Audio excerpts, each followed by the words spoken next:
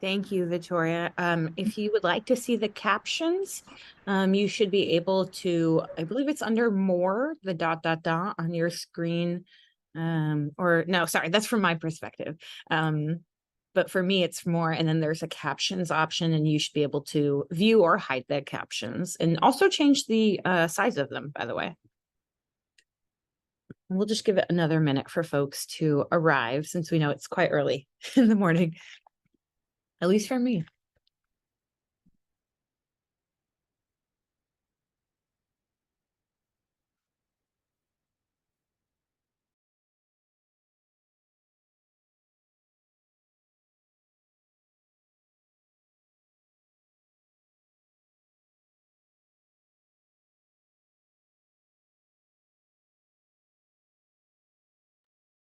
All right, shall we begin?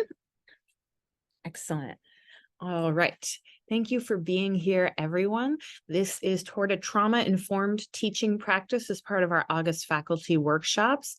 My name is the second one on there. I'm Shed, like the thing in your backyard. I go by she or they pronouns, and I'm a teaching and learning specialist at the CTRL, and I'll pass it over to my co-presenter.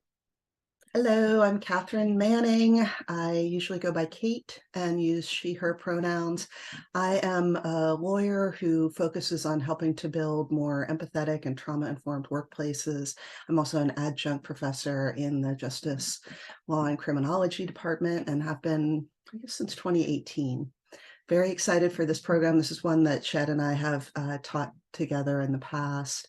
I'm hoping it will be very interactive. So I've got the chat up over here. If you see me looking over here, I'm looking at the chat. So I hope that you will participate fully in terms of questions, sharing your own ideas and experiences. I want this to be as interactive as possible because I think it just makes for a better experience for all of us and helps make sure that you are getting the information that you need. And the reason that you showed up this morning. Thank you, Kate. So just to go over a quick session agenda, we're going to start with some ground rules, which we like to do in our CTRL events, is start with some sort of shared norms. Then we're going to talk about sources of trauma, strategies for the classroom, and then Kate is going to bring us to a reflective place about where we are, strategies for ourselves, and dealing with compassion fatigue. I also want to thank Jacqueline Darby, former Director of Wellbeing Outreach and Prevention Services, for providing a lot of material that we use here as we've presented this material with her in the past. So just want to express my appreciation to her for that.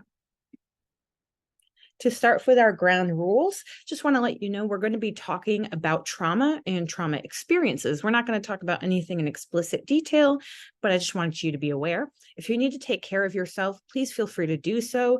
If you are giving classroom examples, please respect confidentiality and privacy. So if for any, to do whatever you need to do to feel comfortable and help you feel engaged, you know yourself best, so you know what you need. And if you are speaking about something that happened in class, we just ask you to do your best to protect the identities of those who are in that story. Pass that to you, Kate. Hello, me again. Yeah, just to flesh out a little bit our roadmap for today. After this, I'm going to go through a quick definition of trauma, just so that we can all get on a kind of level playing field in terms of what we're talking about when we're talking about trauma. And then I'm going to pass the mic over to Shed, who will discuss sources of trauma, including things that may be showing up in the classroom and on campus, as well as effects and signs of trauma, so that, the goal of this presentation is to help you both recognize trauma and be able to better respond to it. So part of that is understanding the effects and signs of trauma, which are not always intuitive. Things that may come across as anger or disengagement may in fact be a trauma response. So we'll talk a little bit about how to get better at spotting that. And then we're going to talk, and again, this will be Shed leading this part of the discussion. We'll be talking some about a trauma-informed approach to teaching. And then for the final part of this discussion, I'm going to lead a conversation about compassion fatigue, which is really what can happen when we are doing such a phenomenal job of supporting the people around us and maybe not doing as much, not focusing as intently as we need to on taking care of ourselves ourselves. So we'll talk a little bit about how to both recognize compassion fatigue and how to prevent it. So what is trauma?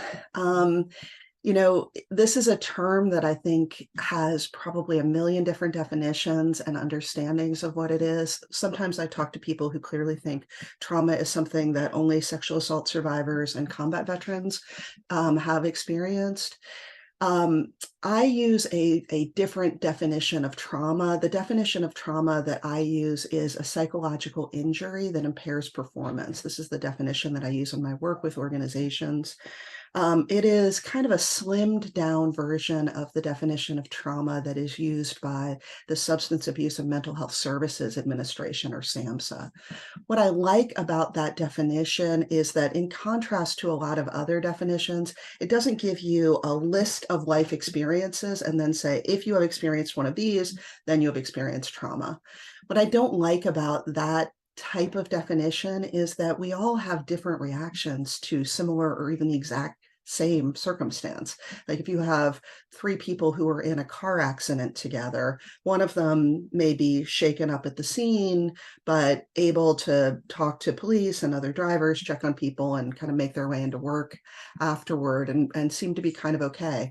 A second one may completely fall apart, go to the hospital, end up staying out of work for a week, not be able to get in a car for a month. A third one maybe seems fine, goes into work, but then later that night falls apart. None of those is the right reaction to a traumatic event. They're all just in the range of normal human responses to a really difficult circumstance. So I don't want us to spend too much time worrying about whether this thing that the person has gone through counts as trauma. To me, the concern is more, is there a person in front of me who needs some help? And if so, let's get them some help. And that's really the second part of the definition. It's that impairs performance. In particular, because we're talking about a workplace, you're talking about your students, maybe your colleagues, your supervisor. We aren't there to be each other's therapists. I don't want you to be, calling students into your office hours and talking to them about their childhood traumas or anything like that. It's really, is there something going on that's keeping you from being able to perform in the ways that you want and need to? And if so, let's get you some help. And on that last piece of, we're not there to be therapists, I really think of this as, it's like mental health first aid. The goal is to, be the person on the scene who sees that there's something going on, provide some immediate support, and then refer them on to the experts if that's the appropriate next step. And I guess one more thing on this before I turn it back over to Shed, this idea of trauma-informed. I know that trauma-informed can be almost a buzzword, it seems like lately, and it's another term that I think there's not a lot of understanding of what that means. When I use the term trauma-informed, I just mean that you have an understanding that trauma exists in the world and has a negative effect on people, and you're working to prevent and mitigate those effects. So if you are a trauma-informed educator, for instance, you're somebody who is aware that on campus and in your classroom, there are people who are experiencing trauma, and you're doing your best not to exacerbate or cause trauma among your students and your colleagues. Is there anything you want to add on that, Shed? I really like that definition and how you described it. I would say too, I lost what I was going to say. Well, never mind. It's okay. I'll let you wrap up. Yeah, well, so then I guess I just wanted to open it up to the audience as well. And you can either type in the chat or unmute yourself or raise your hand if you'd like. But just if you have anything that you'd like to add to that or any questions about it, let me just give a little pause here in case we want to, if anybody wants to respond on that.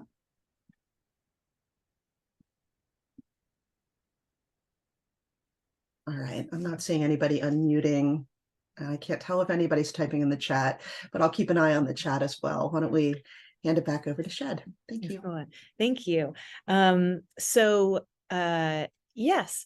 Oh, I was going to add the trauma informed, when it comes to being trauma informed, to exactly to your point, Kate, I would say that it's understanding it, like that trauma is not exceptional.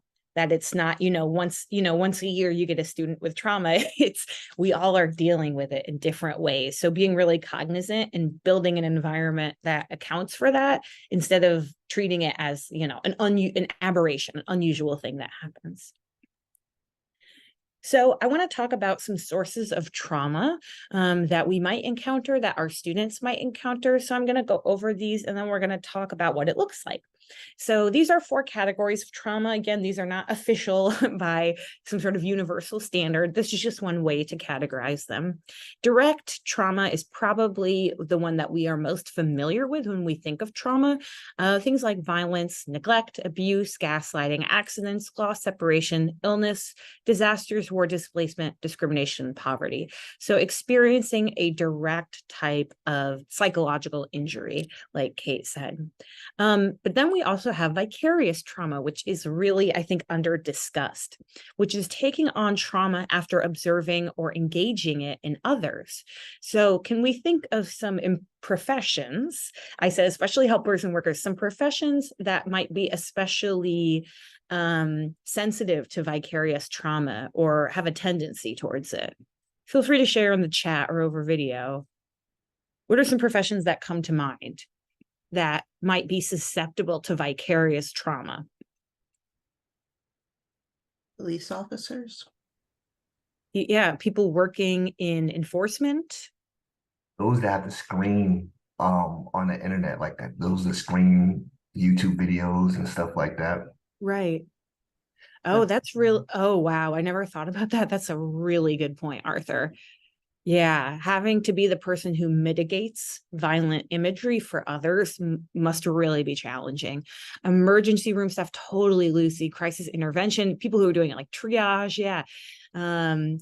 Oh, I love this. Vicarious trauma can happen for journalists, yes, or nonprofit workers working in conflict areas. I could say, if you are exposed to certain types of violences, right? It's not necessarily that you go through it, but supporting or witnessing others going through it can have an impact on you, and that is legitimate. That is a form of trauma that you might deal with, even if you didn't personally experience it. Then we have historical trauma, which we can say is cumulative emotional and psychological injury over the lifespan and generations from massive group trauma. I'll ask you all for your input again. What are some massive group traumas that come to mind that are kind of like echoing still with us today? Or maybe that even happened recently? Some historical traumas.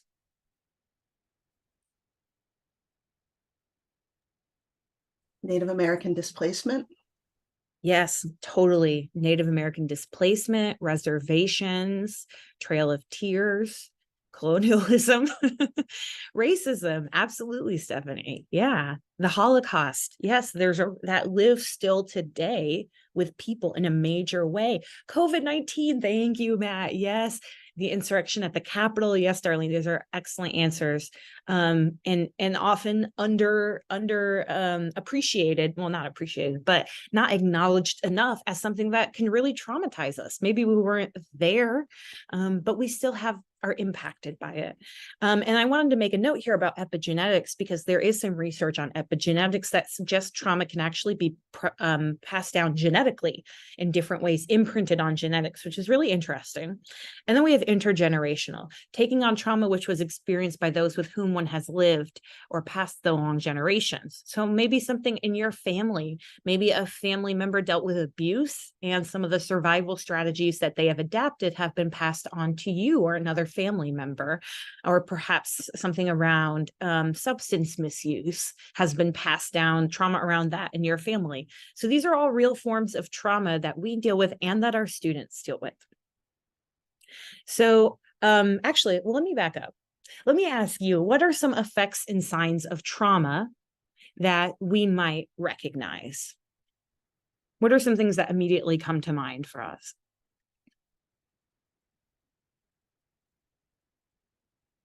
Withdrawal, irascibility, well said. Manaswini, let me know if I said that okay. Irascibility, yeah. It's a hard name to pronounce. That's all right. Can you say it for me? Oh, it's Manaswini, but I go by Manu. Mana. Thank you. Thank you. It's a nice name. Other things that we think of when we think of expressions of trauma? It's not a trick question. Maybe addiction or alcoholism. Right? Disengagement, totally solely relying on substances, anxiety, insomnia, difficulty sleeping. These are all correct. I want to share this list here of some of the effects and signs of trauma that we may be familiar with or not. Give you a second to look at these.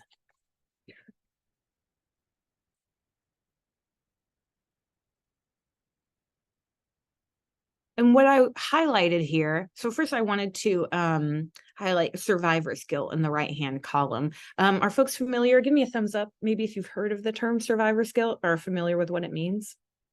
Yeah, Kate's like me, but that doesn't count because I'm a it's my full-time thing. Okay, excellent. Does anyone want to try describing how they understand survivor's guilt?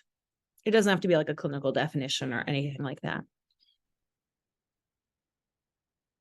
How do you understand it?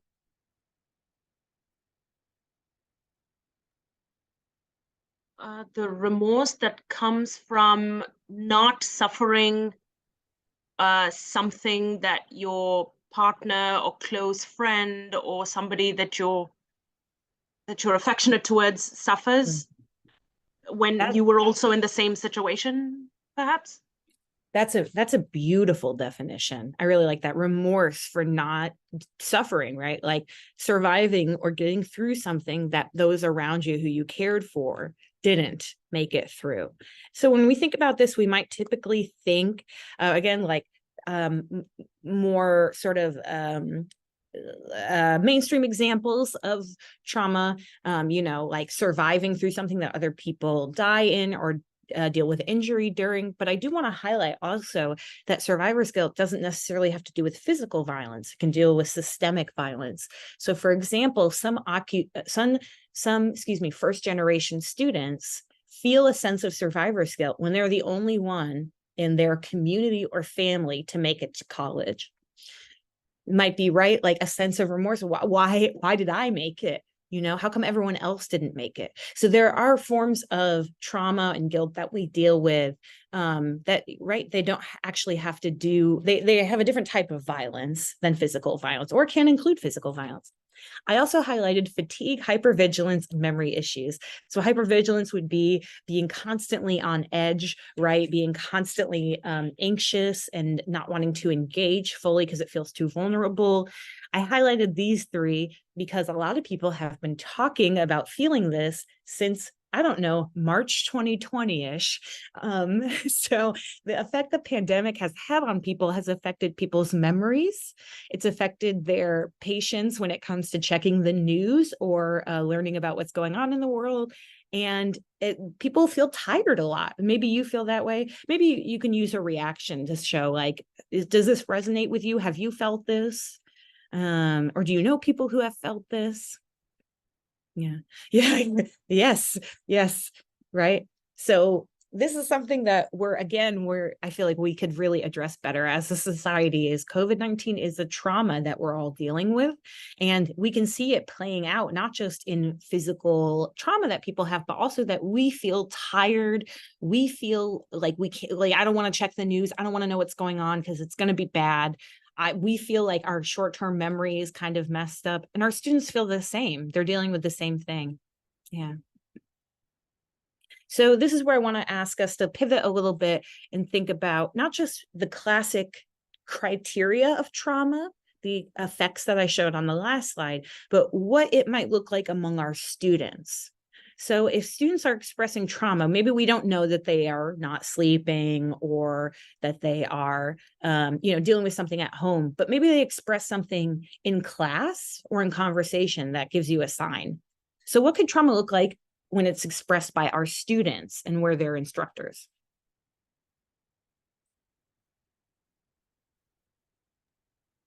What have you noticed? Maybe ghosting. I had a student who just vanished. I was like, oh, I guess bye. She wasn't responding to emails, like just gone. Has anyone else had a student ghost them? Monica says yes. just as soon just disappear and depending on the content of the class, disinterestedness or extreme engagement. Oh, so maybe it maybe feels like there's a lot emotionally riding on their engagement in the class. It feels really like intense and tenuous. That's a great example. Quality of work changes. That's an excellent point, right? You're familiar with how a student tends to engage and then suddenly it changes abruptly, right? The point I want to sort of reinforce here is that trauma doesn't always look, like Kate said, like a list of clinical criteria, and that often students' expressions of trauma come off as laziness, I don't care, I don't care what the instructor thinks, right? But sometimes we want to look like always want to look a little closer, because it may be an expression of trauma that's coming from the student. When they suddenly withdraw or ghost, or they seem super disengaged, or the quality of the work changes, it could be that something is going on, and that's the way that it's being expressed by them. And there's sort of a trauma there.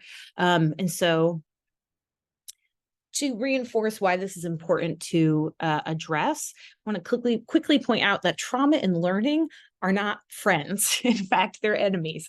Trauma is always going to get in the way of learning, and trauma is not a teaching tool either. When people encounter trauma, they tend to shut down and they close off the opportunity for learning, right? Because they're just trying to get through the moment. So we might call this a fight or flight response when people are in crisis mode. We've also, you may have heard fight, flight, freeze. Freeze we see all the time in animals, right? Like a deer. I know you see the deer that are in this area. They're out of control. They freeze, right? That's a response humans have too to danger sometimes. Or fawn, F-A-W-N, which would be trying to appeal to the threat to calm it down, which often happens for folks in abusive relationships who are trying to talk down or calm down the abuser so that they will not lash out with violence. So fight, flight, freeze, fawn, these are all legitimate responses people have to trauma. But when you're traumatized and you're in this state of like survival, how are you going to learn if you constantly feel concerned for your safety? You're not focused on the concept in class. You're focused on living through the moment. You may know that you're not going to be hurt in the class physically, but that doesn't stop you from feeling on edge and hypervigilant. And so we know that learning is not going to happen when students are in this state, and it's going to lead to distraction, inability to focus, and a lack of energy. And then, of course, it's harmful when sustained over a long period of time. For people to be in fight or flight for more than like a minute or two at a time is really going to suck their energy. It's really going to, disengage them from everything, which is why, right, we want to address it. Can I add something on that, Yes, Jen? please. Yes. One of the things that I think about for myself and about when I'm working with people is that you don't get to pick when that fight, flight, freeze, fawn, and you don't get to pick which of those you're going into. It's like you have a part of your brain that just kind of takes over. People call it amygdala hijack. And so you may think that like, oh, well, if I just explain to them that I'm not trying to threaten them, like they'll calm down, but that's not really how it works. So the best thing we can do, and I'm sure you're going to get into this, Shed, is just trying to create an environment that appears safe, that actually brings the temperature down, is more helpful than just trying to explain to somebody why they're not in danger. Stop having trauma. It did it. Yeah, it is really challenging, right? And thank you for pointing that out. I like that amygdala hijack. Now, let's see if I remember. Amygdala responsible for fear and anger. Yeah, it's like the part back here, like in the brain stem, people call it the lizard brain, and its job is to keep us safe. So that's the thing that controls our nervous system. It's the one that's always looking in our environment, trying to figure out if there's danger. And if it finds danger, then it puts us into a stress response, which is what people commonly know as the fight, flight, or freeze, where we get a flood of adrenaline and a suppression of complex thinking. And sadly, the amygdala does not understand English. You just have to try to calm it down through showing it that you're safe. That's a great way to put it. Yeah. And so being in that state for constantly, right? Or even for a class session, that's exhausting. And we can see the effect that it has on all of us. So this is, trauma-informed teaching is just such a huge topic. Like Kate had said, like we've presented on this before, and there's so much to share.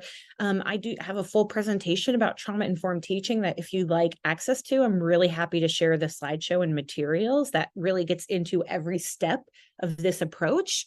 But just to give us a basic overview and a few strategies today, these are the components of a trauma-informed approach, which is informed by trauma-informed medical approaches. So the roots of that are really in medical care, and these scaffold onto each other. And so we begin by establishing safety and learning spaces. Safety is a pretty controversial sort of concept, and you may feel uncomfortable with the idea of a safe space or have some different sort of critiques of it identity wise. I would say not to focus so much on safety, but on creating trust in your environment so that students feel a sense of belonging. Understanding and acknowledging trauma, offering options and flexibility, encouraging collaboration and connection, and helping students imagine the future. Some folks give this like 7 or 8 components, but this is sort of a really basic overview. And let's talk about some strategies. So what can we do to help? So here are some tips and tools for teaching, and Kate is going to talk to us about what we do for our own what we're dealing with. So giving warnings is really important. Having a simple content warning in your syllabus and before presenting highly anxiety producing material prepares students to respond. So this semester, I know that I am going to teach about sexual violence for 1 or 2 class sessions. And so I want to give my students ample warning because I don't want to put my students who have dealt with that violence in a position of reacting in the moment with fear, right? I want to give students notice of what we're going to talk about. And my recommendation to you would be to give this warning more than once because, you don't know who's there in class to hear you, or you don't know who reads the Canvas messages, right? So give that warning a couple times and give detail. I've noticed that a lot of folks will give content warnings and then say, for difficult topics. Ooh, okay. What could that mean? Is it about this thing? Because I know that I need to separate, there's some topics where I know I need to remove myself. I need that trigger warning is helpful for me to know that it's not going to be comfortable for me. Other things I'm totally fine learning about, right? So we want to be a little specific with our students. This is a great question, Katharine. What are some topics for which a content warning might be a good idea? Because it's not everything, right? What do we think?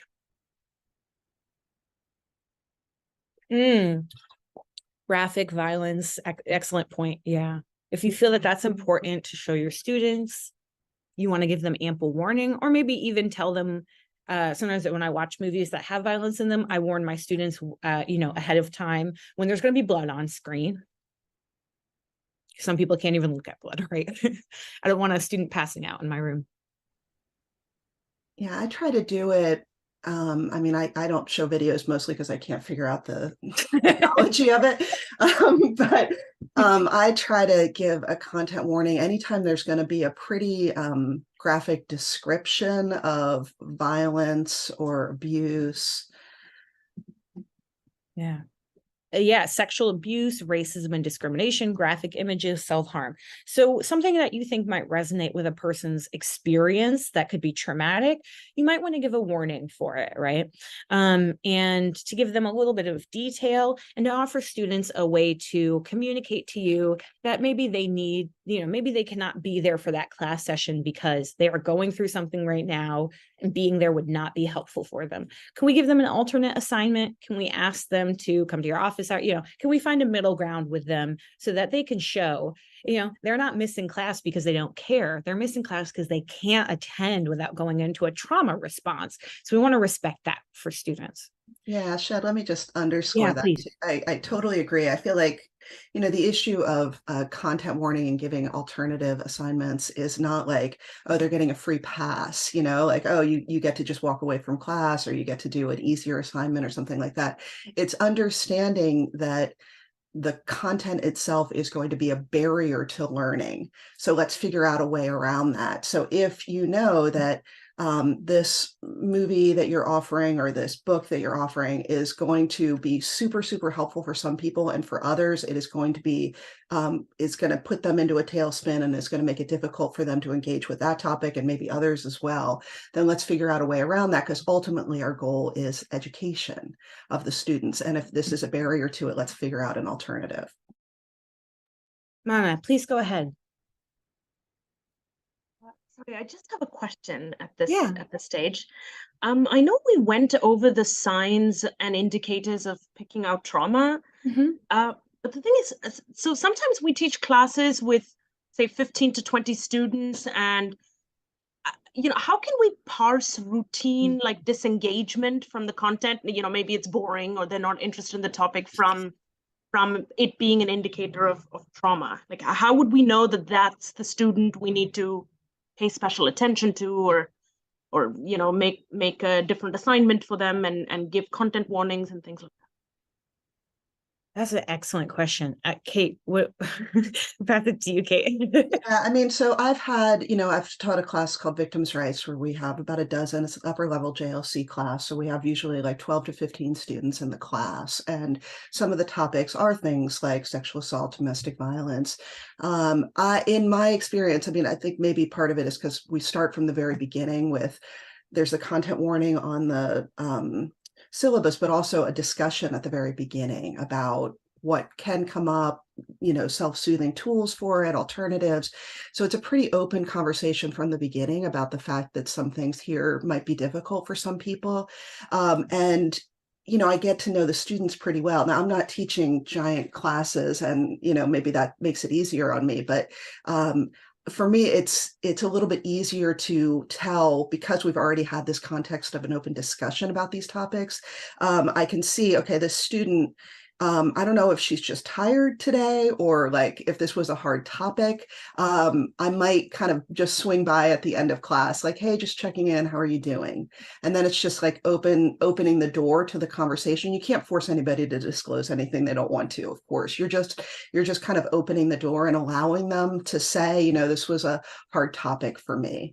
And sometimes they'll say that, and sometimes they'll say, I was at rugby practice until 9 p.m. and I'm exhausted today, and that's fine too. But just kind of, to me, it's an ongoing conversation, and reiterating throughout that it is okay to share things with me if you are feeling, if you're having a hard time because you're sick, or because a parent is sick, or because this is a topic that's hard for you. We're kind of creating the environment from the beginning where it's safe to have those kinds of conversations, and that makes it easier for me to approach them later, or send a quick, message afterward, like, hey, I noticed that you missed class, or you seemed a little off today. I just wanted to let you know that I'm here, and, check in and see how you're doing. I don't know that you can tell just by looking at somebody who's disengaged whether it is because of trauma or not, unless it's pretty stark. I mean, usually, like, I'm not surprising people with the information. There was one time where we had a survivor come to class and share her story, a sexual assault survivor. And I didn't know she was there to kind of talk generally about victim issues. I didn't know if she was going to share her story or not. And she ended up sharing her story. One of my students, who was just like a phenomenal student, really like one of my favorites, so engaged and kind to others and wonderful. She was so bothered by the story. Again, there's 12 of us sitting around a conference table. She turned her chair and faced the back of the room, like faced the wall that was like a foot away from her. She just turned her back on the survivor. Now, I know that was a trauma response, because that was so out of character for her. And it was so clearly tied to when the survivor began sharing her story. But absent something that blatant, it's not easy to tell just from disengagement. So that's, for me, just a sign for a check-in. And again, creating the atmosphere where people know that it's okay to talk about hard things with you. Does that help, Manu? Okay. Yes, thank you very much. Sure. Yeah. And anybody else have, kind of examples or thoughts on that question of recognizing trauma among students? Catherine, your story remind me of last semester. I instruct AUX2, and I had a student just like you described. She's a great student leader in the classroom in terms of speaking and talking. But we hit someone had mentioned a story, kind of was tangent to what we were talking about, but it related. And then she just kind of got up and left. And I was in the flow of what we were talking about, so I didn't take extreme note of it like I usually do. What my peer facilitator noticed, but when she she came back like at the end of class, and then she described what was going on and why and whatnot. And I think it was because the peer facilitator and I did a good job at the beginning of class telling students, this is what these are things that we'll talk about. So if you're feeling uncomfortable, you feel away, you could take care of yourself however you see fit. And we'll check up with you. So she was willing to come back and talk to us about it without us having to go chase her down to find out what's going on and stuff like that. Right. Oh, you're muted, Kate. Sorry, thank you.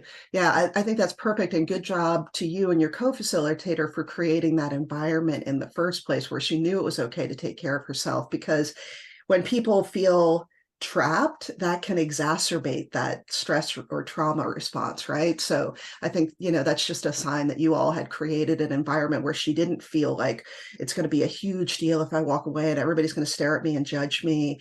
And then the fact that she felt comfortable opening up, that's fantastic. So good job. And thank you for sharing that. I think we had a hand up in case that person does want to speak. Please feel free. Yeah. Hi. Yeah. Hi.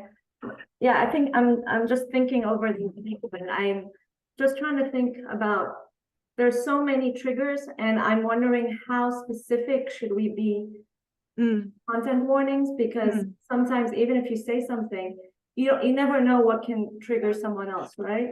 And so my question is, should we encourage them to stay in the class, but offer, not necessarily stay in the class, but I mean, they can leave and come back, but attend that session, knowing that at any moment they can leave. We'll offer some, self-soothing exercises, or maybe breathing exercise. I like to do a lot of breathing exercises with my students, or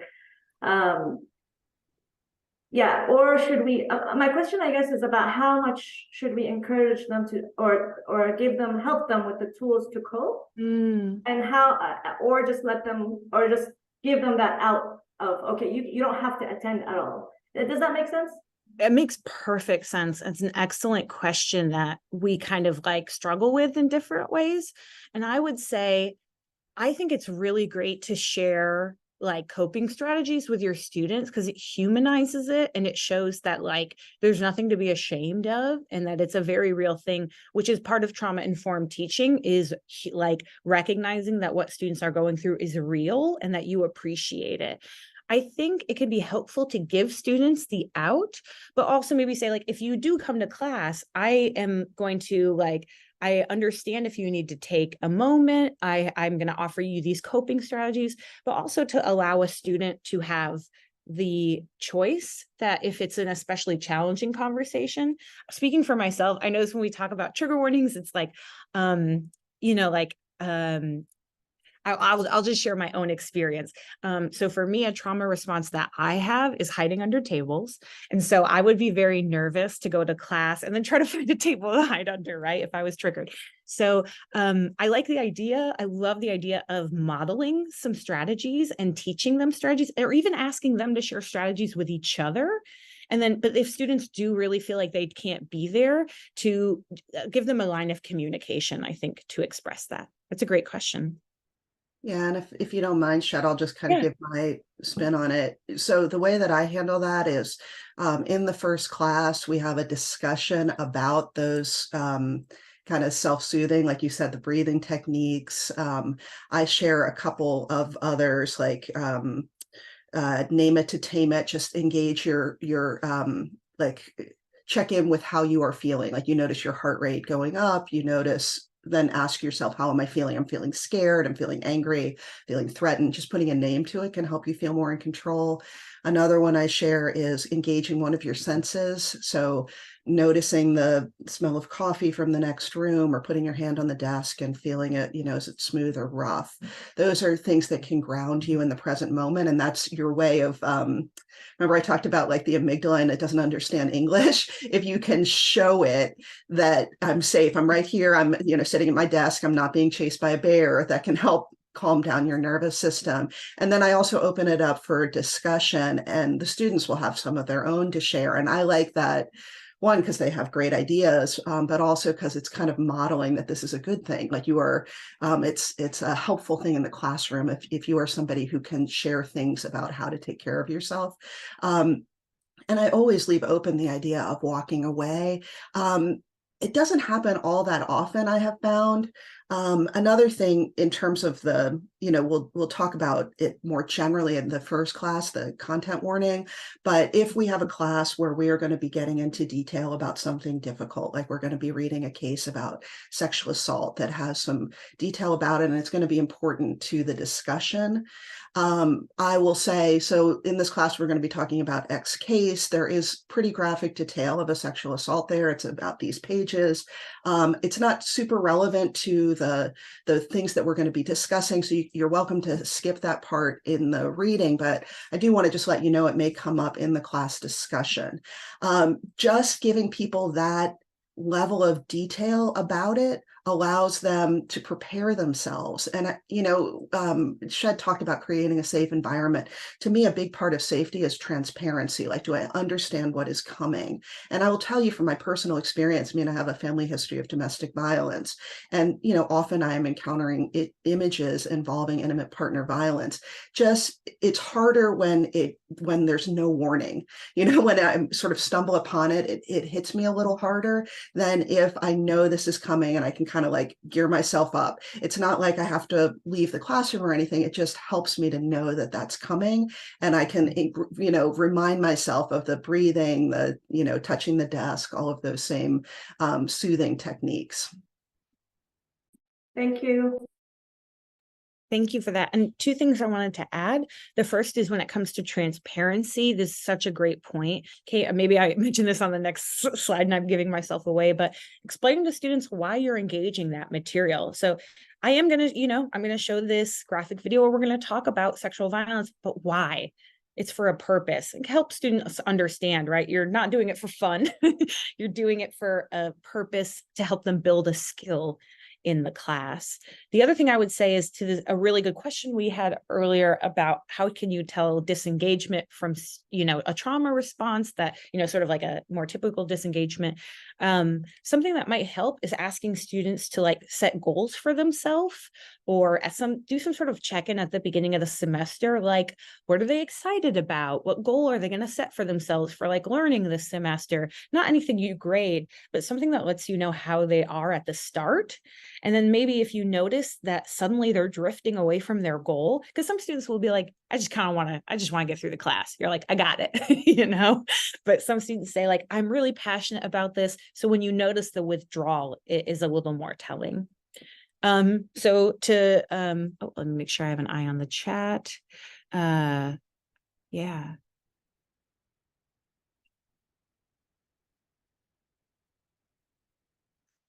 So Moya asks about sharing situation. A non-Black instructor pulled a Black student aside after a class where the discussion centered white supremacy. The instructor inquired about her perceived disengagement. She felt offended. She was just tired. This is challenging because it sounds like perhaps the instructor expected the student to speak up in a certain way because of her identity, which is really challenging. Or maybe that wasn't what they meant, but that's how it felt to the student. And that's really challenging. What might be a different way to approach a student who an instructor perceives as disengaged? I think I would attend to it if it's a pattern. If I see it as a pattern. For one session, everyone's got bad days, right? Everyone has challenging days. Everyone has days when they're tired. Kate, what do you think? I feel like the open-ended question is going to be your friend here. As we talked about earlier with the definition of trauma, it varies from person to person. So it's better not to assume that based on the fact that I know that we had this classroom discussion, I expect you to be traumatized is not going to be useful, because as it happened with this student, it was in fact offensive to assume that she would have been traumatized by that discussion. She, I'm sure, has talked a lot more about white supremacy and has a better understanding of it than maybe her instructor. So maybe not assuming that, but just an open-ended question. Hey, just checking in. You doing all right? How are things going with you? Without the like, because I know this discussion may have been really hard for you, because that can feel like almost an invasion. Yeah, and I'm seeing Naoko. Hi. Yeah, so I teach contemporary photography course, and every single class is like, violence, drugs, contemporary photography try to show something socially hidden, invisible. And it's easier for me to share something like abuse or war, but sometimes like drug use or nudity, I don't even know that need to be content warning because it's every day, every class.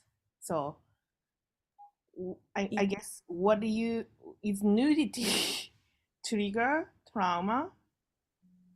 I mean, depend. Oh, sorry. This is a great question. Kate, were you going to say something? Oh, I would probably handle that if it's something that is going to come up in the classroom, to just be very clear about that from the beginning. Of course, for some people, nudity can trigger trauma. You don't know what kind of background they've had of sexual abuse or other kinds of exposure to nudity that can be traumatizing. So just laying out the information, again, kind of transparency from the beginning, is, I think, probably how I would handle that. I agree. Yeah, make sure we get to Moya as well. I would say, I mean, it's funny because I don't think of nudity as something that the students need to be, well, it's tough, right? Because it's art. What I would say is, I love that idea of being really clear with them what you're going to do and why you're doing it, right? So like, there's a reason we're looking at this, and the reason the artistic importance. So I want you to take this seriously, right? Go ahead, Moya. Hi, Catherine. Hi, Shed. Thank you for this excellent presentation. I am a postdoc fellow in the School of Ed, and the situation that I referenced is a tricky situation, right? Which is why I wanted to share it with the group and invite perspectives on it.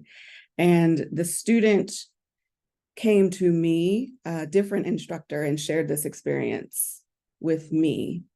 And I'm going to be honest, right? Like, I could completely understand why the student was offended. And I could completely understand why the instructor may have wanted to check in with that student. And so what I'd like to offer to the excellent comments that you both made is that as instructors, we need to check our own assumptions, and we need to continue to process, especially around topics that we imagine might be difficult for students. We need to be intentional about processing how we're feeling about the topic, going into the topic, checking in with ourselves even as we're delivering the content, right? And then the post-class actions that we may take. Is it coming from a place of our assumptions, or is it coming from a place of a pattern of behavior, for example, that shows disengagement? So I just wanted to offer that and add that to the excellent comments that were already made. Thank you. That's so beautifully said. I was just gonna let it be because it's so good. Thank you for sharing that. And I think Kate's gonna touch on that reflection a little. Yeah, I think that's so important. To me, the idea of being trauma informed has within it that we are doing our best not to create trauma. And when we are not willing to interrogate our assumptions and the things that we are teaching and why, we might fall into that, right? Inadvertently. I mean, I'm sure that this professor was not intending to harm her student or his or her student, right? So I think it's part of it is trying to check our own assumptions, as you said, and continuously doing that. And then in terms of just the logistics of it, I tend to find it better to share information from the front of the classroom. This is what we're going to talk about, being specific about what it is and why you're talking about it. And then when it comes to the responses from others, just open-ended questions, how are you doing? Without that assumption baked in. I mean, I'll share my own story, and I know we should be getting on, but when my father died, I mean, I shared with you already that I had a family history of domestic violence. When my father passed away, I was working at a big law firm, and he died on a Saturday, and I came into work on Monday. And all day long at work, people were saying, "Oh my gosh, I heard about your father. I'm so sorry. I can't even believe you're here. You should just go home. None of this matters. Just go home." And I know they were trying to be comforting to me, but they didn't know the whole history with him. And they were bringing their own assumptions about, what it means to lose a father that were not relevant to me. And instead of being comforting, it was more painful because it just highlighted, maybe I didn't have the right reaction to losing my father. We didn't have the kind of relationship we were supposed to. So their efforts to try to be caring were more painful for me. Whereas if alternatively, they just were like, "Hey, I heard about your dad. I'm really sorry. Anything I can do?" That's so much better. Right? Than having that like, "Oh, I'm so sorry, and let's all process together." Like, I didn't want any of that. So I think that's kind of important, is just don't make assumptions of, because this happened, I expect this response, because that expectation itself can actually be harmful and painful. Thank you, Moya.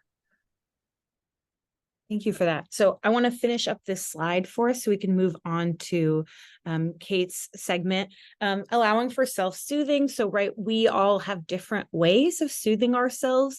And I don't want us to, punish students for doing that. So, letting students maybe stand up, take a break, move around, like the whole class taking a break or a big breath together can be a nice way to break that tension of a difficult conversation. Using something like a fidget spinner or like a fidget toy is actually really important for people who like neurodiversity. People process in all different kinds of ways, and having tools like fidget spinners around or things that help you stim can actually help calm you and help you focus on the content of the course.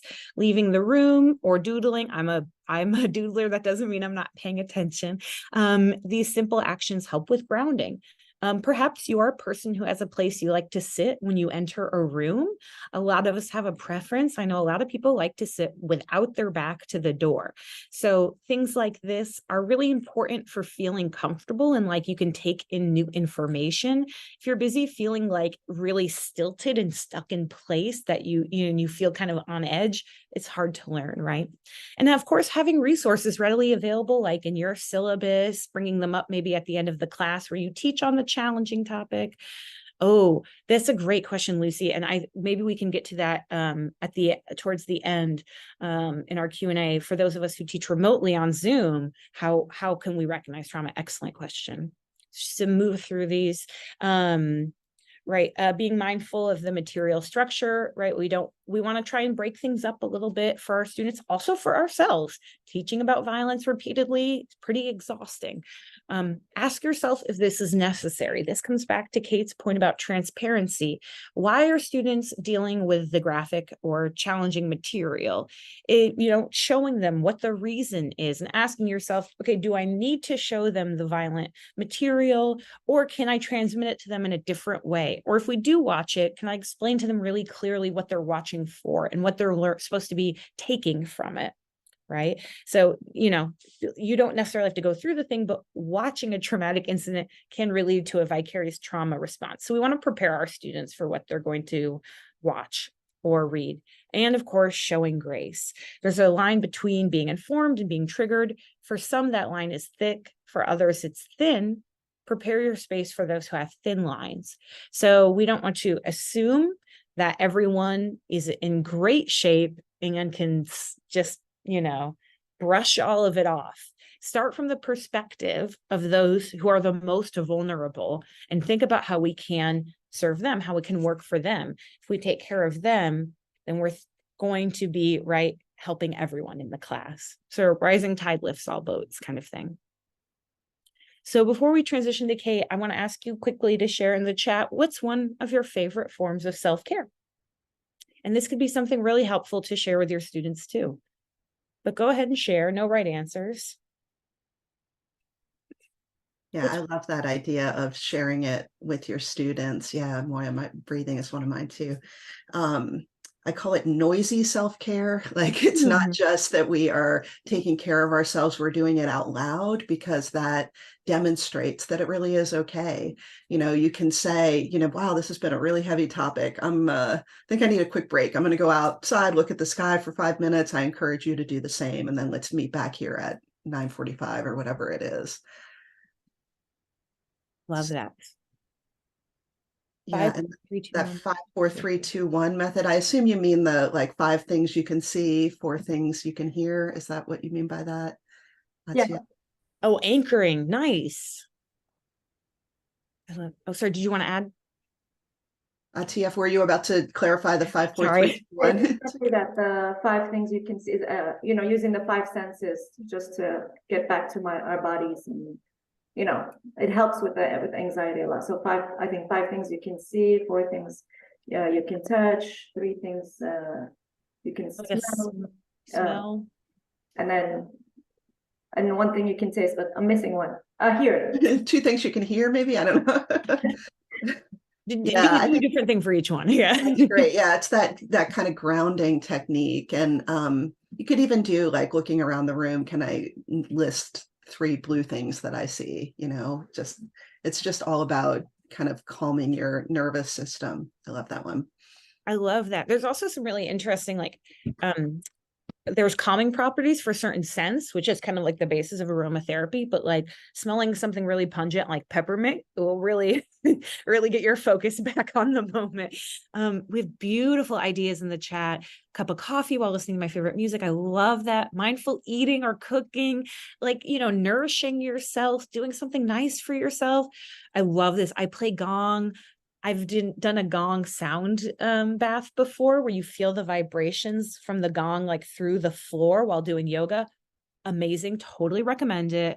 Solo dates, breathing exercises. These are wonderful. I love the playlist idea. I'm thinking about doing that this semester too. Yeah, they're punk music. Oh, you got me, Sarah. Yeah, and you can mention these to your students, just another humanizing moment, where I'm a person, you're a person, and maybe we need to take a break, or maybe after this class, I recommend you do something nice for yourself. What's a nice thing you're going to do? Ask your students to share with each other the self-care that they do. My last note here is about the relationship between trauma-informed teaching and identity. So a lot of, unfortunately, education responds to expressions of trauma using punishment, and does not really take into account that students are going to bring their trauma with them, and we're going to bring our trauma with us. We can't leave it at the door. It's a pretty privileged stance to say, you can just leave it all behind, right? And that you don't deal with racism or sexism or classism or ableism or whatever you're dealing with when you go into class, because those things still exist. And punishment for expressing trauma is going to exacerbate non-belonging for minoritized students. So if we do want to intervene on that, actually Moya brought up some of these points already, but recognizing and validating what students are dealing with, intervening on harm. So later today, actually, the CTRL has a section about calling in. So calling in when you notice students using hurtful, problematic remarks and not allowing that to just stand in class, because that sends the message that you think it's okay. Question your own standards of scholarly or appropriate behavior. We're not training students to sit perfectly still and look at us and memorize things, right? We're training them to use different skills in the world. So we don't want to just reward them for, being stationary. Learn about different cultural and historical legacies that can impact your students. moments when you have time, make some time for that and keep learning. And I'll pass it over to Kate to talk to us about compassion fatigue. Thank you. That was all really helpful. We're going to spend, we've got about 15 minutes left, and we'll spend this time talking about compassion fatigue. Shed, I think you have to work these, right? Can you? There we go. Thank you. So just quickly, understand that a lot of faculty members, and I know employees on campuses as well, are doing a lot to support mental health of students. These statistics are from 2021, so it's a couple years old, but I'm betting it has not gone down in that time. I think it's probably still about the same. I would love for you to just take a look at those, and then I would love to hear your reactions in the chat. Like, do these numbers surprise you? Do they seem low? Do they seem high? What do you think about those?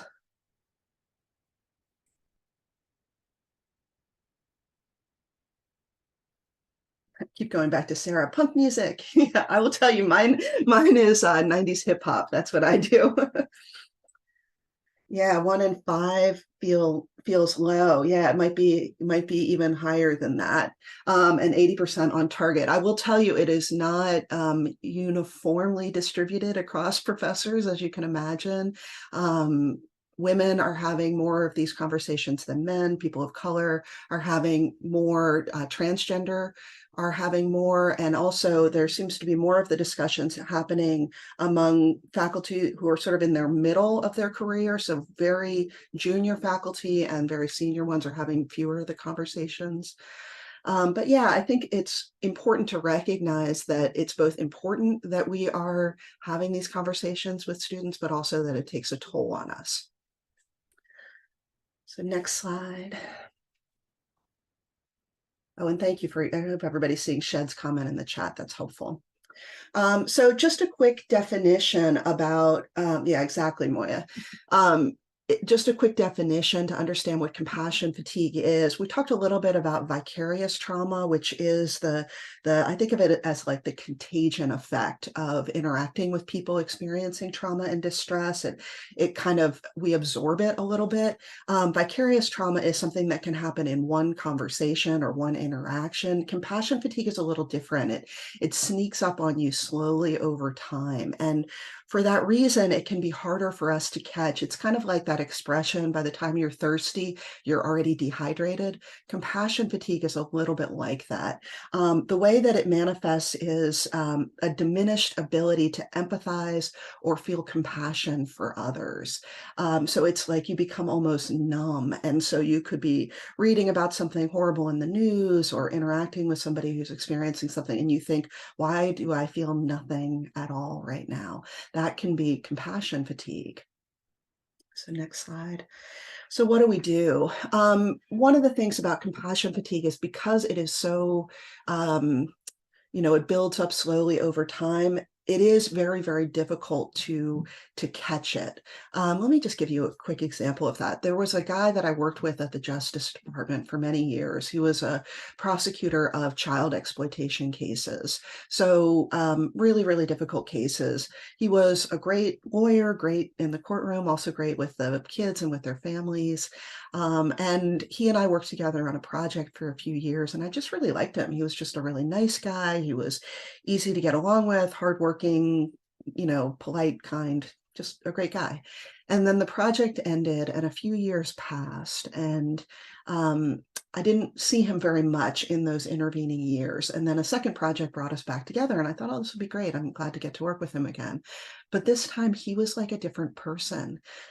He was so much more quick-tempered, angry, it seemed like just would be set off almost at a moment's notice over things like just the normal hiccups that you hit in any kind of project. He would just be so like, of course they're going to say that, and this is ridiculous. How do they expect us to? And I thought, what is going on with him? Finally, I realized that he was experiencing compassion fatigue, that all those years of working on those child exploitation cases had taken a toll on him. But the thing is, I don't think I would have seen it if I had been working with him every day. I think the only reason I recognized it is because we had that gap of a few years. And so the difference was pretty stark. But I think if you saw him every day, it would have been so gradual that you wouldn't have even noticed it happening until suddenly he was in this very different space and place.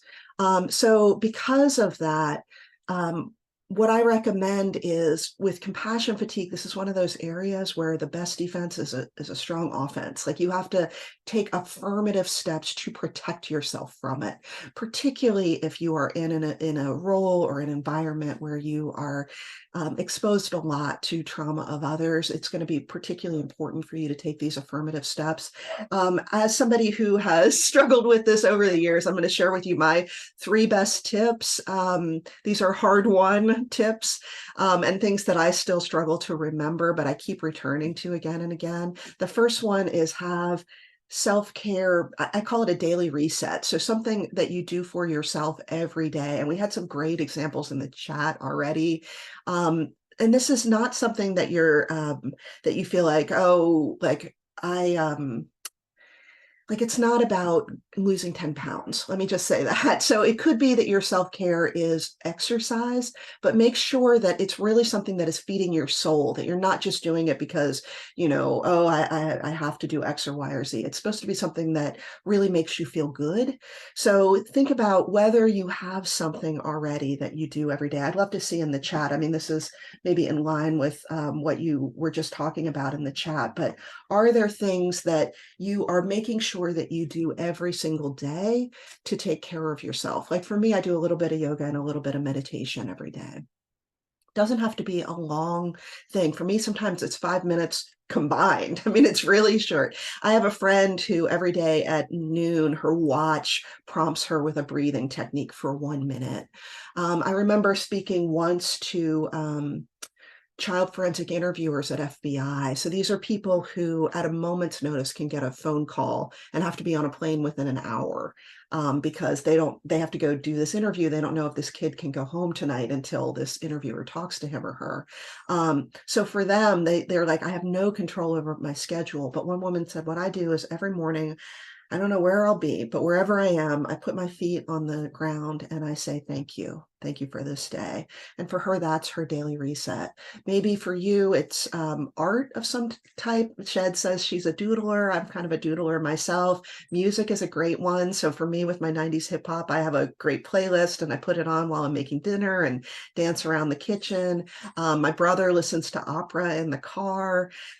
So think about if there's something in the vein of art or exercise, meditation or prayer, maybe a gratitude practice can be a nice self-care routine, just something that you're doing every day just to really feed yourself.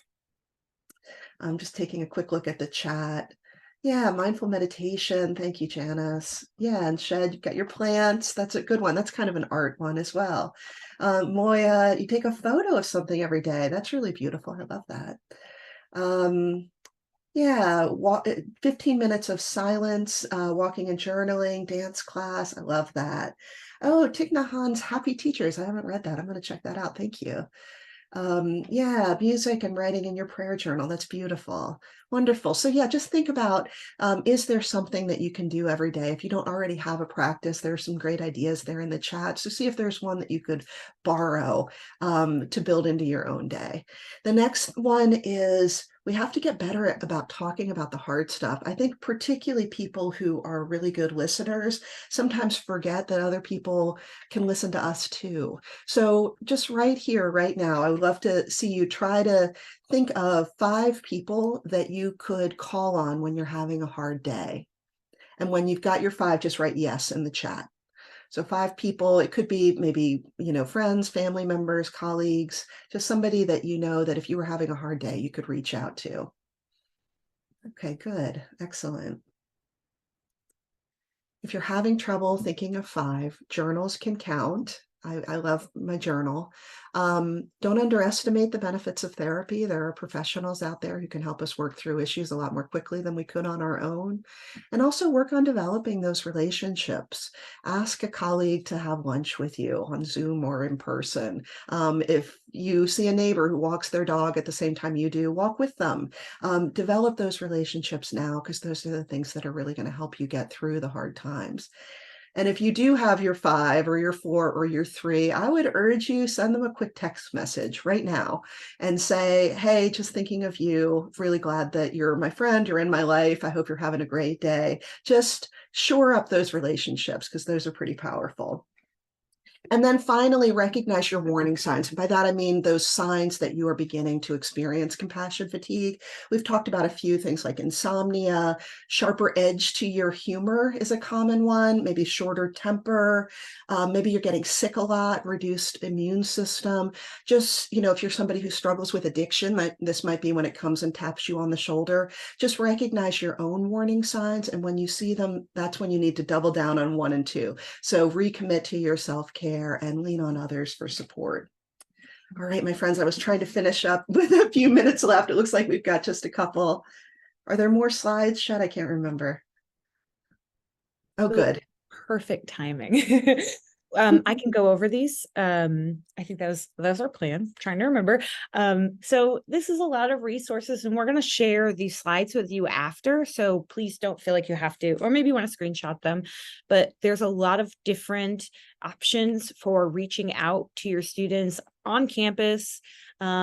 First, there's resources for you, but then there is also national resources, global resources. There's a lot of different ways that we can seek support. So these are some of the things that you might want to share with your students. Some of these options, like in your syllabus, or mention it to them. Trying to keep an eye on the that's a great question about trauma-informed language for class, and I would love to follow up on that after this. And I want to say thank you so much. Let me just say real quick on that, yeah. Shed. We can send out an email afterward, maybe to everybody, with some sample content warnings for the syllabus. I think it is helpful to have some options for that. Totally. And thank you everyone for being present and engaged. Please do reach out to us. And Kate, what would you like to add here? We forgot about Lucy's question about remote instructors. I'm so glad you came back. Thank you. So my advice on that, I think that in some ways there are both benefits and drawbacks to the remote classroom in terms of dealing with this type of issue. It is possible to just send a direct message to somebody when you're remotely, which can be a more subtle way of checking in on somebody instead of kind of collaring them at the end of class. So that can be really useful. You're going to want to do the same kinds of content warnings. It can be helpful to also let the students know that, for instance, it's okay to message you with, I might be a little bit challenged by this classroom, so they don't get called on. That kind of thing can be helpful. But I would make copious use of the direct messages for that. And then also, if possible, give them a subtle way of telling you that this is maybe a hard topic for me. I might not be as engaged because it's harder. Like in a classroom, you can see them, but when they're remote, you can't always see everybody at the same time, and so you don't necessarily know. I've heard people who they will tell people to like put something up in the Zoom picture, like I don't know, hold up a thing that would be an indication that this is a hard day for me. I'm struggling today. I need a little bit of space and grace today. So I hope that that's helpful. I know we did it quickly. We can share some more ideas by email.